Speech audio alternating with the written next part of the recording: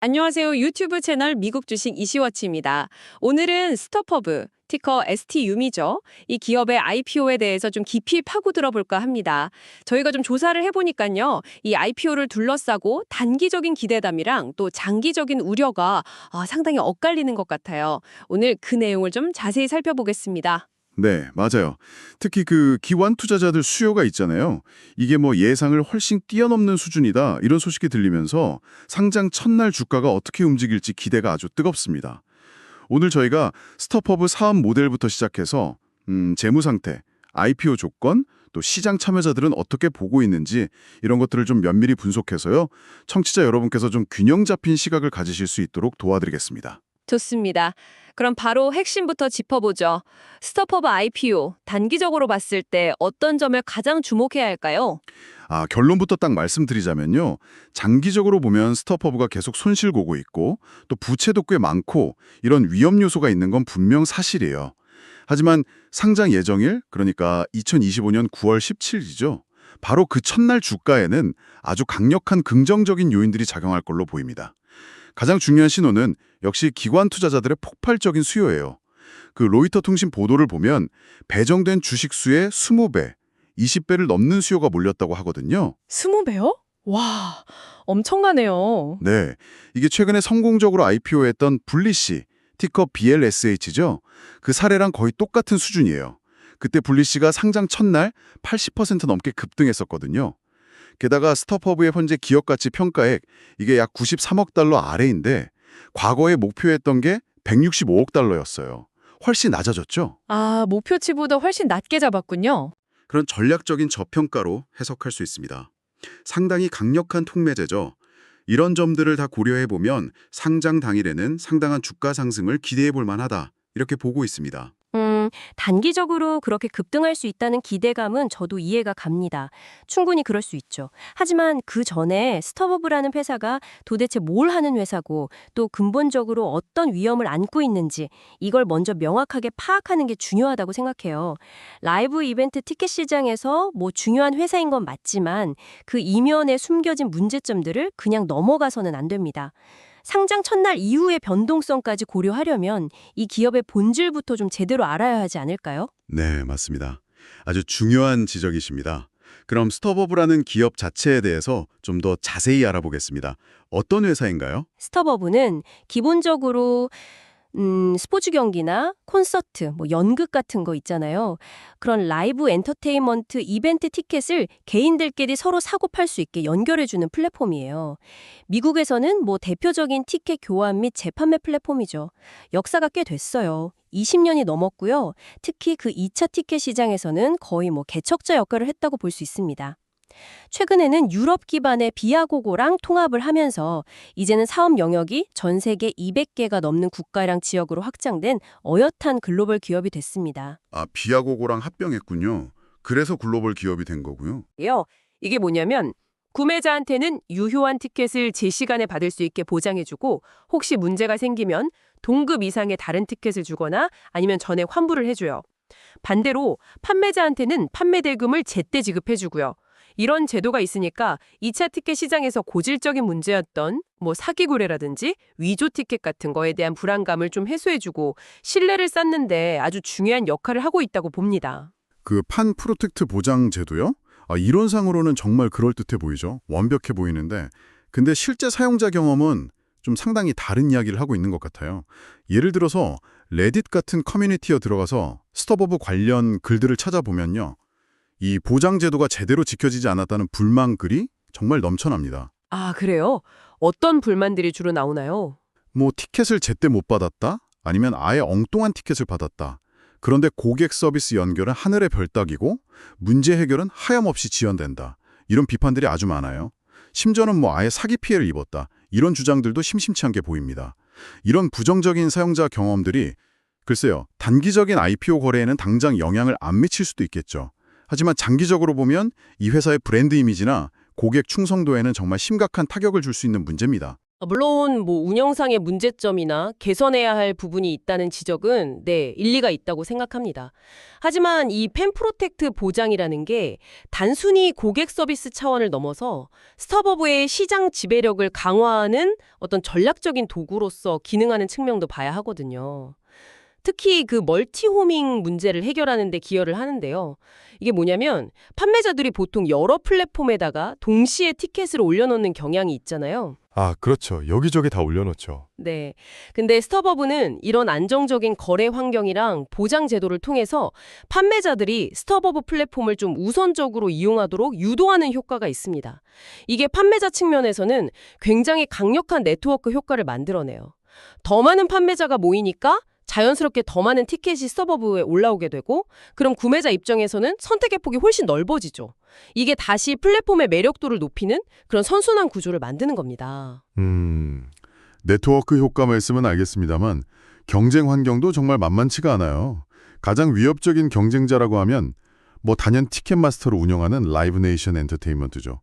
티커 LYV. 여기는 시가총액이 380억 달러에 달하는 거대 기업이고 1차 티켓 판매 시장이랑 2차 재판매 시장을 그냥 다 장악하고 있다고 봐도 무방합니다. 라이브 네이션은 정말 공룡이죠. 그렇죠. 공연 기획부터 장소 운영까지 다 수직 계열화되어 있어서 시장 지배력이 정말 막강해요. 그거 말고도 비비드 시트, 시트긱, 게임타임 같은 재판매 전문 플랫폼들이랑도 계속 경쟁해야 하고요. 특히 최근에는 최종 가격의 모든 수수료를 다 포함시켜서 보여주는 투명성을 강조하는 틱픽 같은 새로운 경쟁자들이 등장하면서 가격 경쟁 압박도 점점 커지고 있어요. 그러니까 스타버브가 예전처럼 그렇게 독점적인 지위를 누리기는 이제 좀 어려운 환경이다 이렇게 봐야 합니다. 경쟁이 치열하다는 건 당연히 사실입니다. 하지만 스타버브도 그냥 가만히 있는 건 아니죠. 오랜 업력을 통해서 쌓아온 아주 강력한 브랜드 인지도가 있고요. 또 시장 선점 효과라는 게 무시 못합니다. 여전히 많은 소비자들이 티켓 재판매하면 스타버브를 가장 먼저 떠올리거든요. 그리고 기술 혁신에도 꾸준히 투자하고 있어요. 시장 상황에 따라서 가격을 자동으로 조절하는 동적 가격 책정이라든지 좌석 위치를 눈으로 직접 확인하는 대화형 좌석 지도, 그리고 그 좌석에서 보이는 무대 뷰를 미리 체험해 볼 수 있는 가상 뷰 기능 같은 걸로 사용자 경험을 계속 개선하려고 노력하고 있습니다. 그리고 또 하나 중요한 게 메이저리그 야구를 비롯해서 130개가 넘는 공식 파트너들이랑 제휴를 맺고 있어요. 그래서 검증된 티켓을 안정적으로 공급받는다는 점도 상당한 강점입니다. 여기서 참 흥미로운 지점이 바로 그거예요. 방금 말씀하신 사용자들의 실제 경험, 그러니까 주로 부정적인 경험들이죠. 그거랑 투자자들의 IPO에 대한 기대, 이건 또 주로 긍정적이잖아요. 이 둘 사이에 엄청난 괴리가 있다는 거죠. 그러네요. 사용자 불만은 많은데 IPO는 기대감이 높다. 네. 레딧 같은 커뮤니티에서는 막 서비스 불만이 터져 나오는데 투자 시장에서는 기관 수요가 폭발했다는 뉴스가 나오는 거예요. 이게 뭘 보여주냐면 투자자들이 이 기업의 장기적인 펀더멘털이나 고객 만족도 이런 것보다는 IPO라는 이벤트 자체가 만들어낼 단기적인 가격 변동성, 그러니까 흔히 말하는 첫날의 팝에 훨씬 더 집중하고 있다는 걸 보여주는 거죠. 그래서 상장 당일 거래를 고려하시는 분들이라면 이 시장 심리의 이중성을 명확하게 인지하고 있어야 합니다. 펀더멘털에 대한 우려랑 단기 급등에 대한 기대가 지금 막 공존하는 그런 상황인 거죠. 네, 아주 중요한 지적이 있습니다. 시장 심리를 잘 읽어야겠네요. 그럼 이제 스타버브의 재무 상태를 좀 더 자세히 들여다보겠습니다. 겉으로는 성장하는데 속으로는 손실이 계속된다 이런 이야기가 있던데요. 네, 맞아요. 외형 성장세는 아주 뚜렷합니다. 2024년 연간 매출이 17억 7천만 달러였는데요. 이게 전년 대비 29.46% 증가한 수치예요. 그리고 플랫폼 내에서 거래되는 총 상품 판매액, GMS라고 하죠. 이것도 2024년에 87억 달러를 기록하면서 전년 대비 27%의 아주 견고한 성장을 보였습니다. 2025년 상반기에도 매출은 8억 2,790만 달러로 전년 동기 대비 3% 증가하면서 일단 성장세는 계속 이어가고 있습니다. 아무래도 팬데믹 이후에 라이브 이벤트 시장이 다시 활기를 찾으면서 꾸준히 성장하고 있는 모습입니다. 하지만 문제는 그 성장 이면에 있는 거죠. 매출이 늘어나는데 순손실 규모는 오히려 더 커지고 있다는 점이에요. 2025년 상반기 순손실이 추정치이긴 한데 7,600만 달러에서 1억 1,180만 달러 사이로 예상된다고 해요. 1억 달러라 넘을 수도 있다고요? 네. 이게 2024년 상반기 손실이 2,400만 달러였던 걸 생각하면 훨씬 더 커진 규모죠.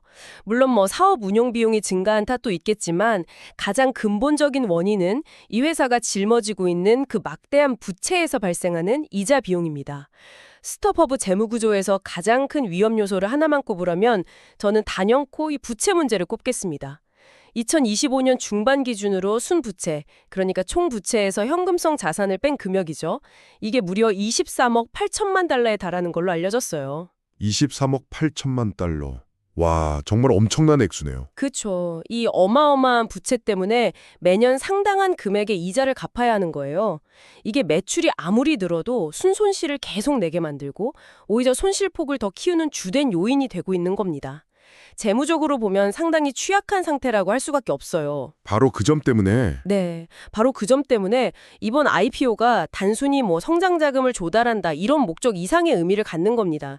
이건 부채를 상환해서 이자 비용 부담을 줄이고 재무 건전성을 개선하려는 뭐랄까 전략적인 필연성을 띤 IPO라고 볼 수 있어요. 아, IPO가 꼭 필요했다는 거군요. 그쵸.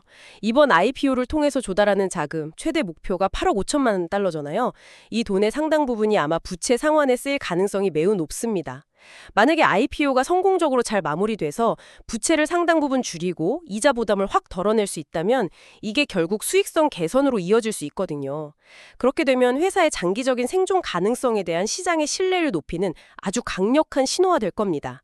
즉 IPO 성공 자체가 이 회사에게는 굉장히 중요한 전환점, 변곡점이 될 수 있다는 의미죠. 네, 재무적인 압박이 결국 IPO를 추진하게 된 강력한 동기가 되었다. 이런 말씀이시군요. 알겠습니다. 그럼 이번 IPO의 구체적인 조건들하고 현재 시장 상황은 좀 어떤가요? 네, 스톱허브 홀딩스는 뉴욕 증권거래소 NYSE에 상장하고요. 티커는 스토프입니다. 공모가격 범위는 주당 22달러에서 25달러 사이로 설정됐고요. 약 3,400만 주를 발행해서 최대 8억 5천만 달러를 조달할 계획입니다. 공모가 상단인 25달러 기준으로 계산하면 시가총액은 대략 93억 달러를 넘을 것으로 예상됩니다. 예정된 상장일은 2025년 9월 17일이고요. 9월 17일이군요. 이제 정말 얼마 안 남았네요. 네, 그리고 현재 IPO 시장 환경 자체도 스톱허브에게는 상당히 유리하게 돌아가고 있어요. 2025년 미국 IPO 시장이 2021년 이후로 가장 활발한 시기를 보내고 있거든요. 아, 요즘 IPO 시장 분위기가 좋은가요? 네, 그렇습니다. 무역 정책 관련 불확실성이 좀 완화되고 기술주 중심으로 성장주들이 강세를 보이고 또 금리 인하에 대한 기대감 같은 것들이 복합적으로 작용하면서 투자 심리가 많이 개선됐어요. 이렇게 IPO 시장 자체가 활기를 띠고 있다는 건 결국 새로 상장하는 주식에 대한 투자자들의 수요가 강하다는 의미이고 이게 스톱허브 IPO에도 긍정적인 영향을 미칠 것으로 기대됩니다. 최근의 성공 사례들을 보면 더욱 기대감이 높아지는데요. 지난 7월에 상장했던 디자일 소프트웨어 기업이죠. 피그마, FIG. 여기는 기관 수요가 40배 이상 몰리면서 상장 첫날 공모가 대비 무려 250% 폭등 마감하는 정말 엄청난 기록을 세웠습니다. 250%요? 네. 와, 피그마 대단했네요. 네. 그리고 8월에 상장했던 암호화폐 거래소 블리시, 티커 BLSH. 여기는 기관 수요가 20배 넘게 몰렸고요. 상장 당일 종가가 공모가 대비 83.78% 상승 마감했습니다. 특히 이 블리시의 기관 수요 규모, 그러니까 20배 초과라는 점이 스톱허브랑 비슷하다는 게 좀 주목할 만한 부분입니다. 네, 뭐 성공 사례들이 분위기를 띄우는 건 맞습니다. 피그마, 블리시 다 대단했죠. 하지만 IPO 투자는 항상 높은 변동성이랑 위험을 동반한다는 걸 잊으면 안 돼요. 특히 스톱허브처럼 아직 흑자를 못 내고 부채가 이렇게 많은 기업의 경우에는 상장 초기에 반짝 급등했다가 그 이후에 펀더멘탈 문제가 다시 부각되면서 주가가 확 꺾이는 경우도 정말 흔합니다. 피그마의 250% 상승은 좀 이례적인 경우라고 봐야 하고 블리시의 83% 상승률을 기준으로 삼는 게 그나마 좀 더 현실적일 수 있겠지만 그것마저도 스톱허브에게 그대로 재현될 거라고 보장할 수는 없는 거죠. 각 기업의 상황이나 그때그때 시장 환경은 다 다르니까요. 물론 보장된 수익이라는 건 세상에 없죠. 하지만 패턴과 전략을 읽는 것이 중요하다고 봅니다. 기관 수요 규모하고 첫날 주가 상승률 사이에는 분명히 어느 정도 상관관계가 나타나고 있거든요. 그리고 아까 말씀드렸듯이 스토퍼브가 과거에 16억 달러 가치를 목표로 했던 것에 비해서 현재 90억 달러대 가치로 낮춰서 상장하는 건 이건 의도적으로 가격을 낮춰서 상장당의 상승 여력을 만들려는 전략으로 해석하는 게 합리적이라는 거죠. 이게 기관 투자자들뿐만 아니라 개인 투자자들한테도 이거 첫날 오를 가능성이 높겠는데? 하는 강력한 시그널을 주면서 매수세를 유인하는 효과가 분명히 있습니다. 그렇군요. 의도된 저평가 전략일 수 있다. 흥미롭네요. 그렇다면 실제 투자자들의 반응은 좀 어떤가요? 기관하고 개인 투자자들 심리를 좀 더 자세히 분석해 주시죠. 역시 가장 중요한 정보는 그 로이터 통신이 보도한 기관 투자자 수요입니다. 다시 한번 강조하지만 배정 물량의 20배가 넘는 수요가 몰렸다는 거. 이게 무슨 뜻이냐면 기관들이 자기들이 원했던 만큼 주식을 배정받지 못했다는 의미예요. 아, 사고 싶었는데 다 못 샀다는 거군요. 그렇죠. 그러니까 상장 첫날 이 기관들은 자기들이 목표했던 물량을 채우기 위해서 시장에서 아주 적극적으로 매수에 나설 가능성이 매우 높습니다. 이게 블리시 사례에서도 확인됐듯이 엄청난 매수 압력을 형성하면서 주가 급등을 이끄는 핵심 동력이 될 거예요. 기관들의 놓칠세라 사는 그 포머 심리가 작용하는 거죠. 미국 개인 투자자들의 반응은 보면 좀 복합적인 것 같아요. 레깃의 알스톡 마켓 같은 주식 커뮤니티 글들을 좀 살펴보면요. 피그마나 블리시 때처럼 상장 첫날 사서 바로 팔아서 차익을 실현하려는 그런 퀵플립을 노리는 기대감이 분명히 존재합니다. 사서 바로 팔아 수익 내자 이런 분위기죠. 일부는 2026년에 미국에서 월드컵 열리잖아요. 그런 대형 이벤트가 장기적으로 티켓 거래량을 늘려줄 거다. 이런 기대감을 보이는 사람들도 있고요. 하지만 동시에 스토퍼브의 그 막대한 부채랑 계속되는 손실에 대한 우려를 표하면서 이건 너무 고위험 투자다. 이렇게 간주하는 신중론도 상당합니다. 그러니까 개인 투자자들도 단기 급등 가능성은 보면서도 이 회사의 펀더멘털 위험은 분명히 인지하고 있다는 거예요. 자칫 잘못하면 마지막에 손실을 떠안는 폭탄 돌리기가 될 수도 있다는 그런 경계심도 보이고요. 여기서 또 흥미로운 점은요. 저희가 좀 파악해본 바에 따르면 한국 주식 커뮤니티에서도 비슷한 긍정적인 기대감이 나타나고 있다는 겁니다. 아, 한국 투자자들도 관심이 많군요. 네. 한국 투자자들 역시 로이터 통신이 보도했던 그 기관 수요 20배 초과 소식에 주목하면서 상장 첫날 주가 상승에 대한 기대감을 꽤 보이고 있는 것으로 파악됐어요. 이게 뭘 의미하냐면 스토퍼브 IPO에 대한 단기적인 기대감이 그냥 미국이라는 특정 지역에만 국한된 게 아니라 전 세계적으로 확산되고 있다는 걸 시사하는 거죠.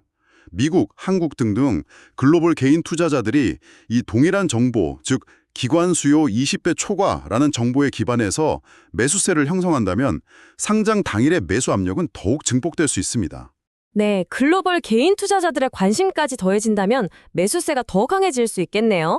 자, 그럼 지금까지의 분석을 쭉 종합해서 스토퍼브, STUB의 상장 당일 주가에 대한 최종적인 예측과 그 근거를 한번 정리해 보겠습니다. 네, 강세 요인을 다시 한번 정리하면요.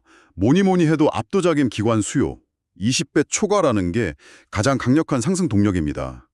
여기에 과거 목표치보다 의도적으로 낮춘 전략적 저평가, 그리고 현재 우호적인 IPO 시장 환경, 마지막으로 빠른 차익 실현을 노리는 글로벌 소매 투자자들의 기대감까지 더해져서 상장 당일에는 아주 강력한 매수세가 형성될 것으로 보입니다. 반면에 약세 요인으로는 역시 지속적인 손실과 막대한 부채, 순부채가 23억 달러가 넘는다는 이 펀더멘털 약점이죠. 그리고 티켓마스터 같은 강력한 경쟁자들과의 치열한 경쟁, 또 레딧 같은 곳에서 계속 확인되는 부정적인 사용자 피드백 같은 것들을 들 수 있겠습니다.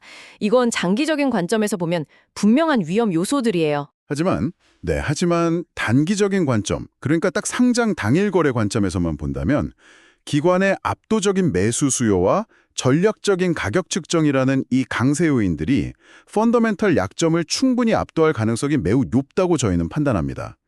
그래서 저희는 스토퍼브와 조건이 매우 유사했던, 특히 기관 수요 20배 초과라는 조건이 같았던 블리시, BLSH의 상장 당일 성과를 핵심 비교 기준으로 삼았습니다.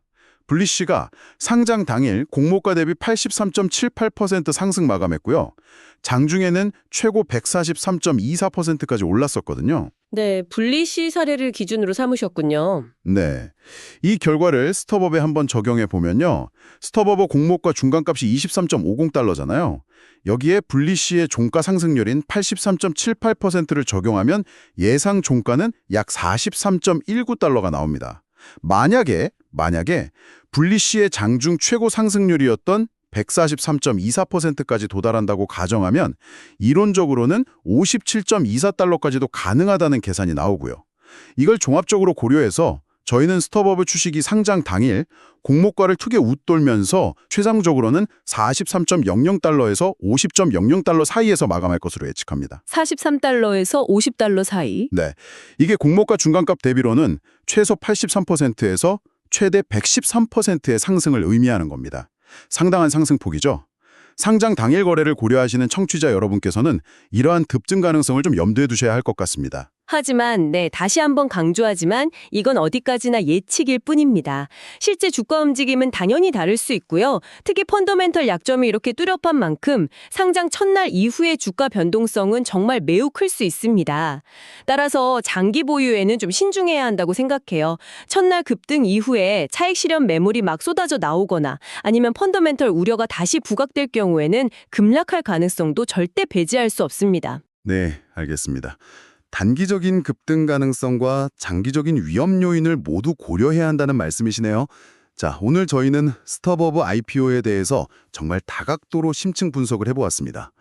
요약을 좀 해보자면 스톱업은 20년 이상 업력을 가진 글로벌 티켓 재판매 플랫폼이고 펜 프로텍트 보장 같은 강점도 있지만 동시에 막대한 부채, 지속적인 순손실, 치열한 경쟁, 그리고 사용자 불만이라는 뚜렷한 약점도 안고 있는 그런 기업입니다. 네, 그럼에도 불구하고 상장 당일 주가 전망은 매우 긍정적으로 보고 있습니다.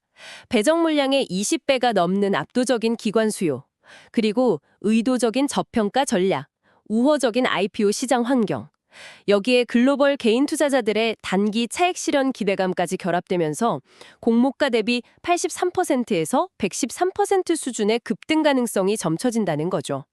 최근 유사 사례였던 분리쉬, BLSH의 성공적인 대비가 이런 전망을 강력하게 뒷받침하고 있고요. 하지만 장기적인 관점에서는 분명히 신중한 접근이 필요합니다. 말씀드렸듯이 부채 문제를 과연 해결할 수 있을지, 수익성을 개선할 수 있을지 여부가 아직은 불확실하고요. 티켓마스터와의 경쟁은 더 심화될 수 있고 서비스에 대한 사용자 불만 같은 해결해야 할 과제도 많습니다. 단기적인 급등 이후의 주가 흐름은 정말 예측하기 어렵기 때문에 펀더멘털 리스크를 충분히 고려하셔야 합니다. 네, 오늘 저희가 분석해드린 정보가 스톱업의 IPO에 대한 청취자 여러분의 이해를 돕고 또 현명한 판단을 내리시는 데 조금이나마 기여했기를 바랍니다. 마지막으로 본 분석은 정보 제공을 목적으로 하며 특정 종목에 대한 매수 또는 매도 추천이 아님을 분명히 밝힙니다. 모든 투자 결정은 청취자 본인의 판단과 책임 아래 이루어져야 합니다. 또한 이 정보는 AI에 의해 생성된 내용을 포함하고 있을 수 있으며 제공된 정보가 실제 시장 상황이나 기업의 최신 정보와 일부 차이가 있을 수 있다는 점에 유의하시기 바랍니다. 지금까지 유튜브 채널 미국 주식 이슈워치였습니다. 감사합니다.